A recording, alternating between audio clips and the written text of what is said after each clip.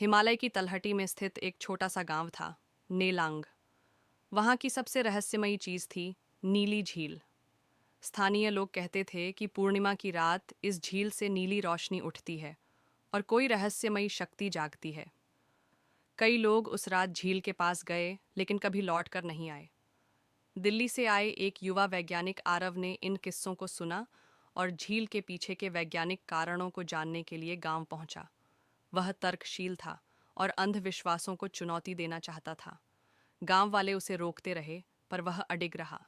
पूर्णिमा की रात आरव अपने कैमरे और सेंसर उपकरण लेकर झील के किनारे पहुंचा।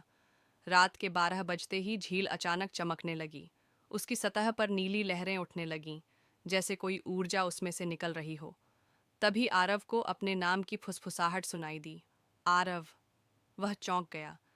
उसे चारों ओर कोई नजर नहीं आया, लेकिन झील के बीचों बीच से एक परछाई उठने लगी। धीरे धीरे वह आकार लेने लगी, एक विशाल योद्धा जैसा, नीली आंखों वाला, सिर पर मुकुट और शरीर पर प्राचीन युद्ध कवच। वह बोला, सदियों से मैं कैद हूँ। तू वही है जिसे चुना गया है मुझे मुक्त करने के लिए।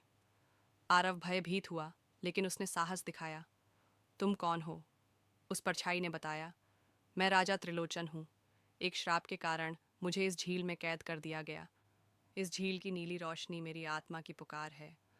हर पूर्णिमा मैं किसी ऐसे को बुलाता हूँ जो मुझे मुक्त कर सके। मुझे क्या करना होगा? आरव ने पूछा।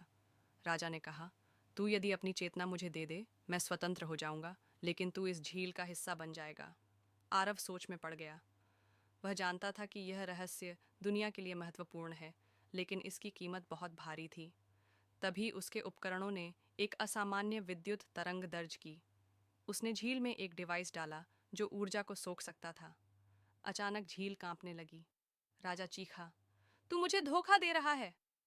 एक तेज नीली चमक के साथ सब शांत हो गया। सुबह गांव वाले झील के किनारे पहुंचे तो वहां आरव का कैमरा और नोट्स पड़े थे, लेकिन आरव नहीं था। उसके कैमरे की अंतिम रिकॉर्डिंग में उसकी आवाज़ थी, मैंने उस आत्मा को मुक्त कर दिया, लेकिन अब मैं खुद रहस्य बन गया हूँ।